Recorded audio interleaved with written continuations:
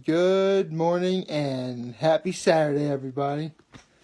Yep, it is December 22nd, only a few days until Christmas. I'm so excited. So excited about it. In fact, I'm very tempted to keep this shirt on for the remainder of the time until Christmas is here. Oh, okay. I'm gonna, take it off and, wash it and then put it back on later, obviously, because I'm not that unsanitary. I mean, in case you couldn't have already told, I actually do care a little bit about how I look before I do these videos. And I want to make sure that, I look the part. Although, I gotta say, of all of the outfits that you've seen me wear over the course of this year, this is actually one of my all-time favorites. It is. I've always been fond of the whole, lumberjack look and, lumberjack Santa. That's what I have here. All I need is some red underwear, some red pants, and some black boots. I have a black belt. Well, fortunately, I actually do have a black belt, so I'm part of the way there. And I have no idea how to grow a beard. But, yeah. This was, just a really long, nice, weekend celebrating the holiday. I can't wait until Tuesday. And honestly, the only real hurdle I have to get through now is waiting for Christmas Eve Mass to be over so I can really get to celebrating Christmas. I mean, I've said this already, but Christmas Eve we always go to, that's when we always go to, church, because no one ever wants to go on. That was always one thing that bothered me in old TV specials and whatever. Why would anyone want to go to Christmas on the Christmas morning? I mean, children they stayed up late hoping for Santa to appear. They wake up early to see if, Santa showed up, which most likely probably did. And then you gotta go to church. What about all the presents? I mean, personally, I'd be very upset if I had to go anywhere and not be able to play with any of my if I was a kid, that is, play with any of my toys. That'd be I mean obviously I'd be able to play with them later, but it's the moment. Like you're not going to pay attention to what goes on in church because you're going to be so enamored with what you got for Christmas that why would you pay attention to something that's, no offense, boring like church? And keep in mind, I've said before, I'm Catholic. I go to church regularly, but even I can find church to be pretty boring. In fact, this actually reminds me of my junior year of college. No, it was my senior year of college, where I actually went to the Easter Vigil Mass, the day before Easter. And the year before, I actually stayed through the entirety of the thing. And that was we almost got out at midnight. They had baptisms and confirmations and First Holy Communions, all that stuff. It was long. But I can say that, I personally have been through a mass of that magnitude, and I'm all glad for it.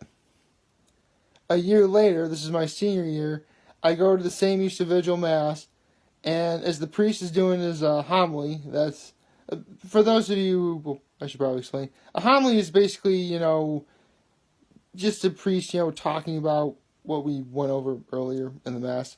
That's about it. How it relates to daily life, stuff like that. Anyway, the punchline of the joke that the priest said was, even Jesus left Mass after 2 hours. So, yeah, that Easter Vigil Mass got 9. I forget what I did for dinner afterwards. Did I even get dinner at all? I really don't know the answer to that. I mean, I want to say I got myself something. I would think at the very least I would have gone to the 7-Eleven that was nearby and got myself a Slurpee. Yeah, that was always my go-to Slurpee. That was always my go-to place for whenever I was feeling down or, a rough Saturday night or whatever of not really doing much. I'm you know what? I'm going to get myself a Slurpee. Hey man, Slurpees can mend a broken heart. I assure you they can. Like, they're right up there with chocolate milk as the breakfast of champions. I know a certain someone who watches these videos will get that reference very easily. Slurpees and chocolate milk. Actually, I could go for both of them right now, actually. Then again, it is pretty darn early. For frame of reference, I actually got up at like 3:30 this morning to get ready to go for a 10-mile run. Well, actually ended up being 10.2, but yeah. It's not even 6:15 right now. That's when I'm doing this video. But, yeah. Hey, I told you that I get up early to go running. And on on a day like Saturday where not a lot's going on, when I go for a super duper long run, I really do like the route. In fact, I think on Christmas morning I'll do that same route again. I don't know if I'll go for the full 10 because really the only reason why it's 10 miles at all is because there's just like one little, like this area that I run 2 laps in, which really I don't have to.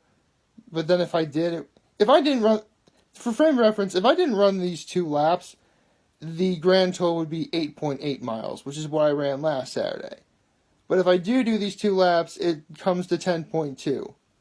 Well, really 10.1. You just got to go a little bit farther to a certain point. Then it's 10.2. So, yeah. First time in forever that I've ran over 10 miles today. Yay. Hey, listen, I told you guys I was a marathon runner. And, I mean, before anyone has any crazy ideas as to, wow, he did it super fast. No, I didn't really. I mean, I got up, my alarm went off at 3:30. I got up at like 3:35. And considering that I had to prepare for the weather, it actually snowed a little bit last night. As well as the fact that I had to, do a few certain things, get my running clothes on, sweats on, a windbreaker outfit, get my iPod ready with headphones. I left literally at 4 o'clock exactly. And I didn't get back until like 5:45. So, actually, it's not entirely slow.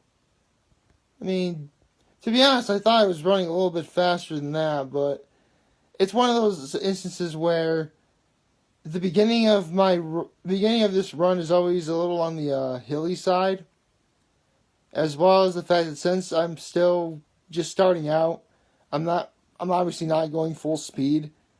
So maybe if I was going farther, I could probably beat out a little bit of time, but I guess that's something I'll have to work on as the year goes on.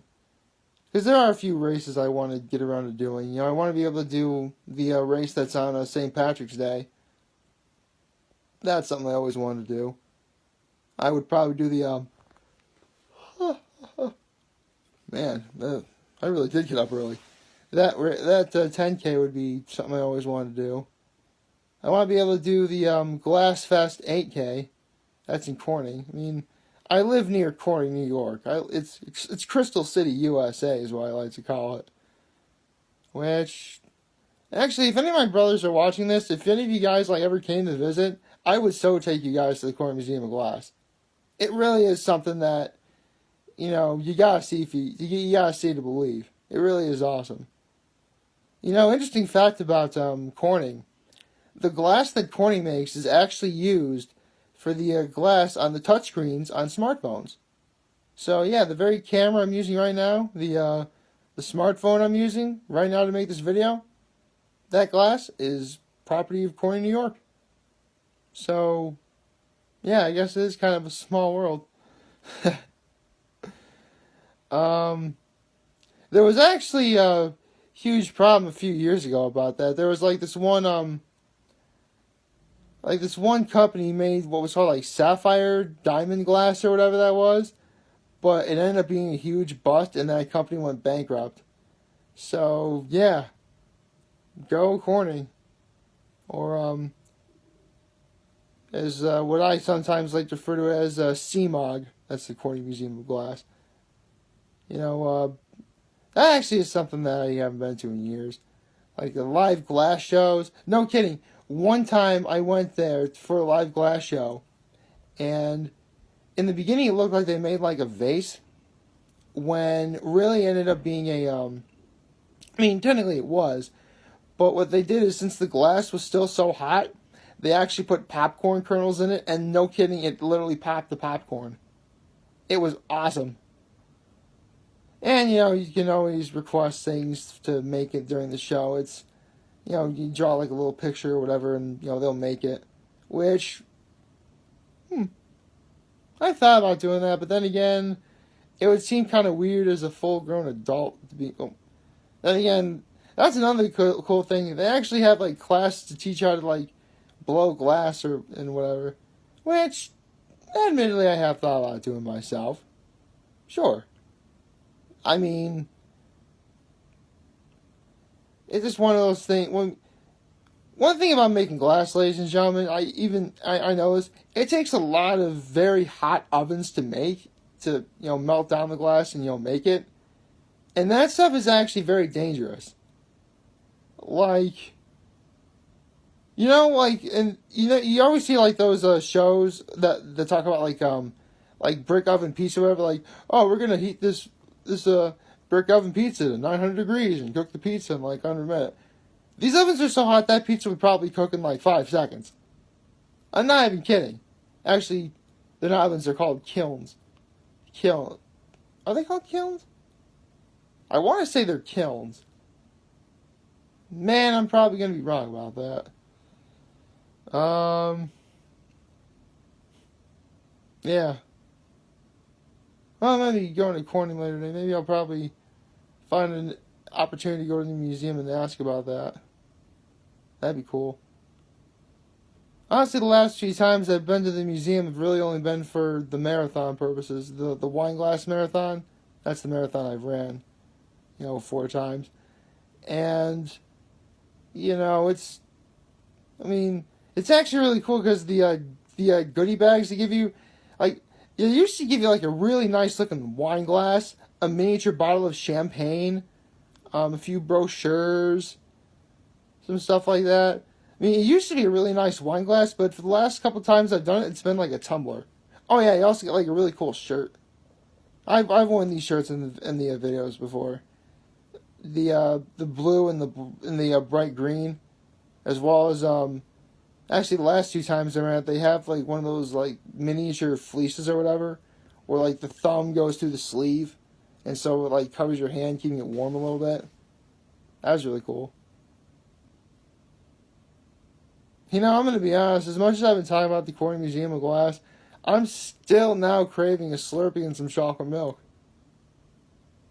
Well, it is that time of year. Maybe I will. That'd be very interesting. I mean, I wouldn't mix them together. Oh God, no, I wouldn't do that at all. Although, for those of you who are wondering, whenever I do get myself a Slurpee, I just go all out and mix Coke, cherry, and blue raspberry. I mean, the only thing better than 2 flavors combined is 3 flavors combined. Everyone knows that. I mean, mathematically, it makes the most sense. Anyway, I should probably get going before this gets weird. Then again, considering that it's only 20 after 6 right about now, it may very well already be weird. So, like, favorite, share, and hit that subscribe button. I could really use the support on YouTube. Follow me on the social media platforms, YouTube, Facebook, Instagram. And as always, I'm very humbled I made this video for all of you guys to watch and enjoy for today. I'm hopeful that we all have a wonderful Saturday.